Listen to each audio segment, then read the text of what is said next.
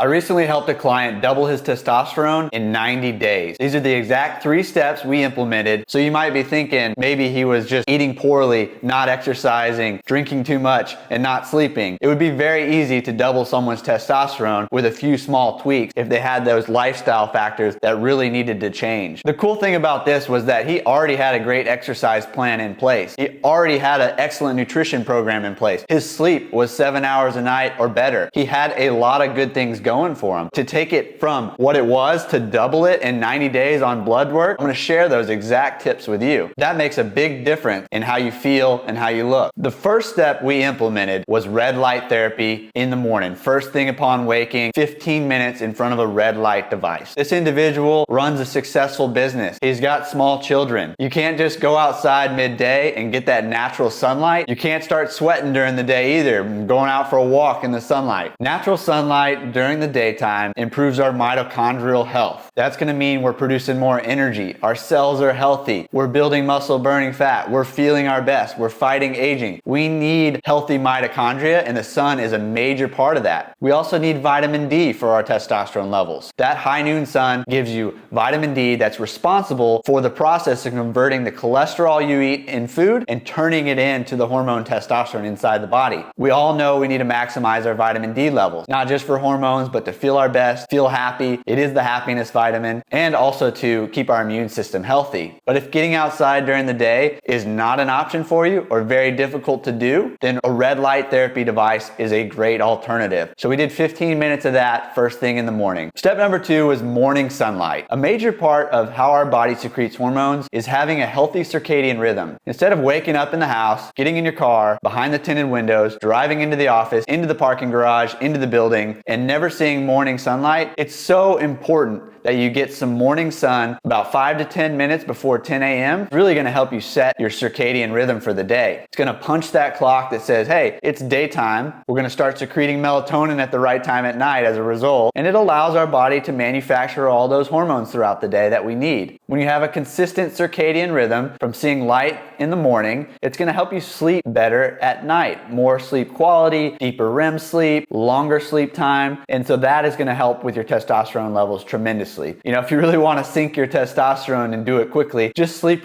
deprive yourself for 3 days and just watch it plummet. Anything you can do to increase your sleep quality or time to sleep is going to be super important for increasing those healthy testosterone levels and doing it naturally. For this individual, is just drinking some coffee outside in the morning as he was taking a little break from his morning work. Step number 3, ruthless elimination of environmental toxins. Now remember, this individual had a great exercise program. Sleep was already pretty dialed in. Nutrition was going strong for the last 9 months. A lot of things were already in place for a great plan. So the other place we wanted to look and go deeper was ruthless elimination of toxins around the house. These toxins in our environment mimic estrogen. That estrogen enters the body through our skin, through our personal care products, through cooking our food, through the plastics that touch our food. Any number of things is an environmental toxin. These toxins enter our body as estrogen, and it is going to sink our testosterone levels. It also bogs down the system. I always like to think metabolism is like a flywheel. It's spinning. We want it spinning. We want that loop closed. Metabolism is humming along. Hormones are good. Circadian rhythm is strong. Vitamins and minerals from nutrient-dense food is in there, and we are just spinning on this flywheel. But if we have too many toxins coming in from our environment, bogging down the system, then we have a leak in that flywheel, and it's leaking energy. It starts to slow down, bog down the system. So the more toxin you have from the water you drink, from using too many plastic, from drinking water out of plastic bottles, from cooking on weird pans that have a lot of chemicals in them, from the personal care products with lots of fragrances,